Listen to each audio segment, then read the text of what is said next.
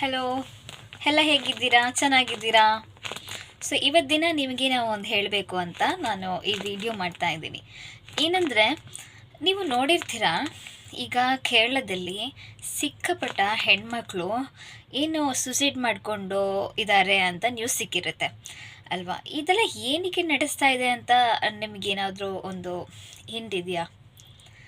ನಾವು ಹೇಳಬೇಕಂದ್ರೆ ಹೆಣ್ಮಕ್ಳಿಗೆ ಏನೇ ವಿಚಾರಗಳಿರ್ಬೋದು, ಅವರು ಸ್ವಲ್ಪ ಅದನ್ನು ಹೇಗೆ ಹ್ಯಾಂಡಲ್ ಮಾಡಬೇಕು ಅಂಥದ್ದು ವ್ಯವಹಾರ ಅವ್ರಿಗೆ ಗೊತ್ತಿರಬೇಕು. ಅದನ್ನು ಬಿಟ್ಬಿಟ್ಟು ಸೂಸೈಡ್ ಮಾಡೋದೊಂದು ಧಾರಣೆ ಅಂತ ನಾನು ಹೇಳಲ್ಲ. ಯಾಕೆಂದರೆ ಇರ್ಬೋದು, it can be the dowry.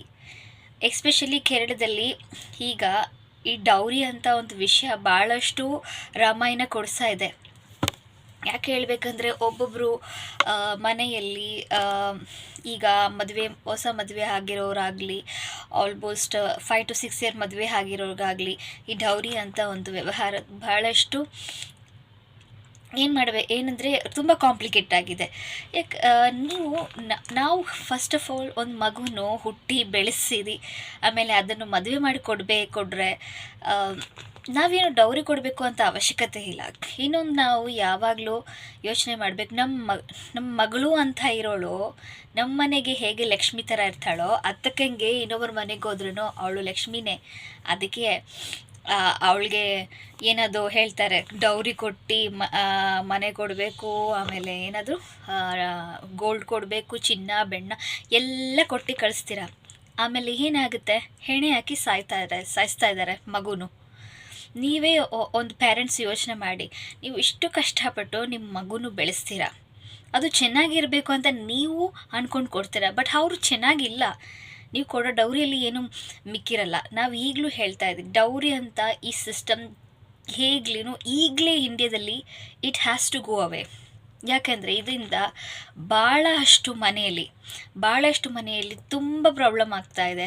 ಬಡವ್ರ ಮನೆ ಆಗಿರಲಿ, ಮಿಡಲ್ ಕ್ಲಾಸ್ ಮನೆ ಆಗಿರಲಿ, ಈಗ ರಿಚ್ ಮನೆಯಲ್ಲೂ ಇದು ತುಂಬ ಪ್ರಾಬ್ಲಮ್ಯಾಟಿಕ್ ಆಗಿ ಕ್ರಿಯೇಟ್ ಆಗ್ತಾ ಇದೆ. ಈ ಗೌರ್ಮೆಂಟಿಂದ ಏನು ಧಾರಣೆ ಇಷ್ಟುವರೆಗೂ ಇದ ಮೇಲೆ ನಡೆಸಿಲ್ಲ. ಹೆಣ್ಮಕ್ಳು ಹೀಗೆ ಇದ್ದರೆ ಯಾವುದೇ ಕಾರಣಕ್ಕೂ ಮದುವೆ ಮಾಡಲ್ಲ. ಇನ್ನು ಬರೋ ಜನ್ರೇಷನ್ಗೆ ಹೇಳಿಸ್ತಾ ಇದ್ದೀನಿ, ಮದುವೆ ಅಂತ ಇದೆ ವಿಚಾರನೇ ಇರಲ್ಲ. ಯಾಕೆಂದರೆ ಒಂದು ಮಗುನು ಲೈಫನ್ನು ಮಾಡೇ ತಕ್ಕಂಗೆ ಹುಡುಗಿ ಹೋಗಿದ್ದಾಳೆ ಹೇಳ್ಬೇಕಾದ್ರೆ ಶಾರ್ಜಾದಲ್ಲಿ she has killed the child and as well she has dead. ನೀವೇ ಒಂದು ಯೋಚನೆ ಮಾಡಿ, ಇಂಥ ವ್ಯವಹಾರದಲ್ಲಿ ಏನಕ್ಕೆ ಒಂದು ಮದುವೆ? ಒಂದು ಹೆಣ್ಣಿಗೆ ಜೀವನದಲ್ಲಿ ಪುರುಸೋತಂತ ಇರಲ್ಲ ಅಂದರೆ ಏನಕ್ಕೆ ಅವಳಿಗೆ ಮದುವೆ ಅಲ್ವಾ? ಮದುವೆ ಮಾಡಿ ಅವಳು ಸಂತೋಷ ಇಲ್ಲ ಅಂದರೆ ಇಷ್ಟೆಲ್ಲ ಕೊಟ್ಟು ಒಂದು ಮಗುನು ಮದುವೆ ಮಾಡಿಸ್ತೀರ. ಅದೂ ಜೀವನ ಮಾಡುತ್ತೇನೋ ಇಲ್ವೋ ಅಂತ ಅಪ್ಪ ಅಮ್ಮಗೆ ಏನೂ ಇಲ್ಲ. ಅಪ್ಪ ಅಮ್ಮ ಏನು ಹೇಳ್ತಾರೆ, ನನ್ನ ಗೌರವ ಕೆಟ್ಟು ಹೋಗಬಾರ್ದು, ನೀನು ಪುನಃ ವಾಪಸ್ ಬಂದರೆ ನನ್ನ ಗೌರವ ಕೆಟ್ಟು ಹೋಗುತ್ತೆ, ನಮ್ಮ ರಿಲೇಟಿವ್ಸ್ಗೆಲ್ಲ ಏನು ಹೇಳೋದು ಅಂತ ಆ ವ್ಯವಹಾರ ಯೋಚನೆ ಮಾಡಿ ಒಂದು ಹೆಣ್ಣು ಮನೆಯನ್ನು ಬಿಟ್ಟು ಹೆಣೆ ಹಾಕ್ತಾಳೆ. ನೀವೇ ನೋಡಿ, ಇದು ಎಷ್ಟು ವರ್ಸ್ಟ್ ಆಗಿರೋ ಸಿಟುವೇಶನ್ ಅಂದರೆ ಶಿ ಕೆನಾಟ್ ಸಸ್ಟೈನ್. ನಾನು ಈಗಲೇ ಹೇಳೋದು ಏನಂದರೆ, ಇದು ಅಲ್ಲ ನಿಮ್ಮ ಲೈಫಲ್ಲಿ ಲಾಸ್ಟ್. ಒಂದು ಹೆಣ್ಮಗು ಹುಟ್ಟಿದರೆ ಈಗ ತುಂಬ ಭಯ ಪಡ್ತಾ ಇದ್ದಾರೆ ಹೆಣ್ಮಗುನ, ಇನ್ನು ಏನಾಗುತ್ತೆ ಮುಂದಕ್ಕೆ ನೀವು ಯಾವುದೇ ಕಾರಣಕ್ಕೂ ಬ್ಯಾಡ್ ಡಿಸಿಷನ್ ತಗೊಳ್ಳೋಕ್ಕೆ ಮುಂಚೆ ಒಂದೇ ಯೋಚನೆ ಮಾಡಿ, ನಿಮ್ಮ ಜೊತೆ ನಿಮ್ಮ ಹಸ್ಬೆಂಡ್ ಸರಿಯಾಗಿ ಇಲ್ಲ ಅಂದರೆ ಒಂದೇ ಫೈನಲ್ ಡಿಸಿಷನ್ ನಿಮಗೆ ತೊಗೋಬೋದು. ಅದಕ್ಕೆ ತಕ್ಕಂಗೆ ಇರೋ ಧೈರ್ಯ ನಿಮ್ಗೆ ಬೇಕು. ಹೆಣ್ಮಕ್ಳು ಅಂದರೆ ಹೆಣೆ ಹಾಕಿ ಸಾಯೋಕ್ಕಲ್ಲ, ಸಾಧನೆ ಮಾಡೋಕ್ಕೆ. ಅದನ್ನು ಫಸ್ಟ್ ನಿಮ್ಮ ಮೈಂಡಲ್ಲಿ ತಿಳ್ಕೊಳ್ಳಿ. ನಿಮಗೊಂದು ಮಗು ಇದ್ರೇನು, ನಿಮ್ಮ ಮಗು ಭವಿಷ್ಯ ಬಗ್ಗೆ ಚಿಂತೆ ಮಾಡ್ಕೋಬೇಕು ಯಾವಾಗಲೂ. ಅದನ್ನು ಬಿಟ್ಬಿಟ್ಟು ಅದನ್ನು ಸಾಯಿಸೋಕೆ ಇರೋ ಅಧಿಕಾರ ನಮಗಿಲ್ಲ. ಇನ್ನೊಂದು, ನಿಮ್ಮನ್ನು ಸಾಯಿಸೋ ಅಧಿಕಾರನೇ ನಿಮಗಿಲ್ಲ. ನಿಮ್ಮನ್ನು ಹುಟ್ಟಿಸೋನಿಗೆ ಅದರ ಅಧಿಕಾರ ಇದೆ. ಅವನಿಗೆ ಗೊತ್ತು ಯಾವಾಗ ನಿಮ್ಮ ಲೈಫ್ ಎಂಡ್ ಮಾಡಬೇಕು ಅಂತ. ಅದಕ್ಕೆ ಯಾವುದೇ ಕಾರಣಕ್ಕೂ ಸೂಸೈಡ್ ಅಂತ ಡಿಸಿಷನ್ ತಗೋಬೇಡಿ. ಹೆಣ್ಮಕ್ಳಿಗೆ ಹೇಳ್ತಾ ಇದೆ, ನಿಮ್ಗೆ ಎಷ್ಟೇ ಡಿಪ್ರೆಷನ್ ಇರಲಿ, ಒಂದೇ ಒಂದು ಥಿಂಕ್ ಮಾಡಿ, ನೀವು ಇಲ್ಲಿ ಇರೋದು ಒಂದು ಪರ್ಪಸ್ಗೋಸ್ಕರ.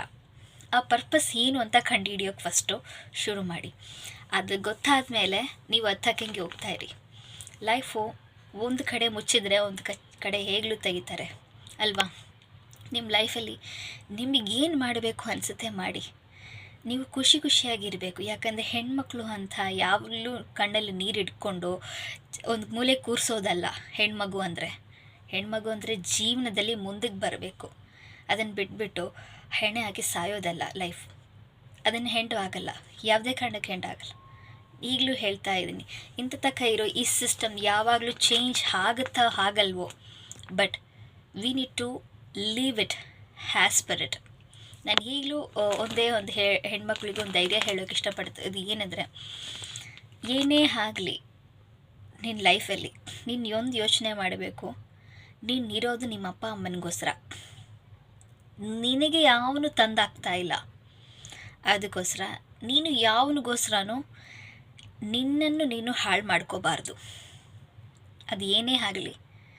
ಸೊ ಇಫ್ ಯು ನೀನು ಸುಸೈಡ್ ಮಾಡೋಕ್ಕೆ ಟ್ರೈ ಮಾಡಿದರೆ, ಇಫ್ ಯು ಹೆಣು ಹಾಕೋಕ್ಕೆ ಟ್ರೈ ಮಾಡಿದರೆ, or some time if you cut with a knife, anything that you are spoiling the creature which God has done.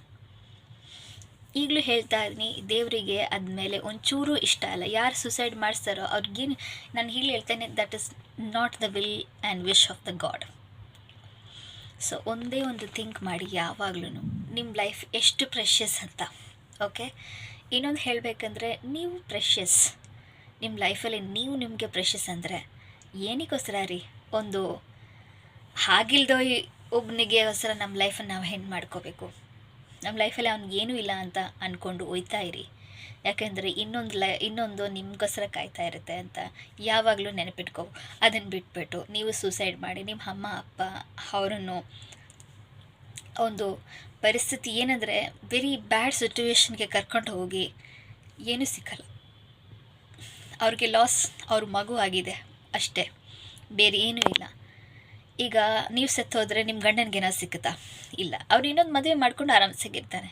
ಅದಕ್ಕೆ ಏನಕ್ಕೆ ನಾವು ನಮ್ಮ ಲೈಫಲ್ಲಿ ನಾವು ನಮ್ಮನ್ನು ಹಾಳು ಮಾಡಿಕೊಂಡು ಕಟ್ ಮಾಡಿ ನಾವು ಅವನಿಗೋಸ್ಕರ ಅಯ್ಯೋ ಅಂತ ಹೇಳ್ಕೊಂಡು ಏನಾದರೂ ಉಪಯೋಗ ಇದೆಯಾ? ಇಲ್ಲ. ಮುಂದಕ್ಕೆ ಯೋಚನೆ ಮಾಡಿ, ಮುಂದಕ್ಕೆ ಎಷ್ಟೋ ಟ್ರಸ್ಟ್ಗಳಿದೆ, ಅದನ್ನು ಅಡಾಪ್ಟ್ ಮಾಡಿ. ಒಂದು ಮದುವೆ ಅಂತ ವಿಚಾರನ ಬಿಟ್ಬಿಟ್ಟು ಯಾವಾಗಲೂ ನೀವು ಯೋಚನೆ ಮಾಡಬೇಕಾಗಿರೋದು ಏನಿದೆ, ಒಂದು ಟ್ರಸ್ಟಲ್ಲಿ ಒಂದು ಮಗುನ ಎತ್ಕೊಂಡು ನೀವೊಂದು ಒಂದು ತಾಯಾಗಿ ಬೆಳೆಸೋಕೆ ಟ್ರೈ ಮಾಡಿ. ಎಷ್ಟೋ ಬಡ ಮಕ್ಕಳಿದೆ, ನಿಮ್ಮ ಲೈಫನ್ನು ಹಾಕ್ಕೊಡಿ, ಅದಾಗದು ಪುಣ್ಯ ಆಗುತ್ತೆ. ಅದನ್ನು ಬಿಟ್ಬಿಟ್ಟು ಒಂದು ಉದ್ಧಾರದ ಮನೆಯಲ್ಲಿ ಹೋಗಿ ತಾಲಿ ಕಟ್ಸ್ಕೊಂಡು ಒಂದು ಏನು ಹೇಳ್ತಾರೆ ಎಮ್ಮೆ ಥರ ಜೀವನ ಮಾಡೋದ್ರಿಂದ ನಾವು ನಮ್ಮ ಲೈಫನ್ನು ಎಷ್ಟೋ ವಾಸಿಯಾಗಿ ಒಂದು ದೇಶಕ್ಕೆ ಒಂದು ಹೆಮ್ಮೆ ಕೊಡೋ ಥರ ಜೀವನ ಮಾಡ್ಬೋದು ಅಂತ ನಾನು ಹೇಳ್ತೀನಿ. So will get back to you another motivation.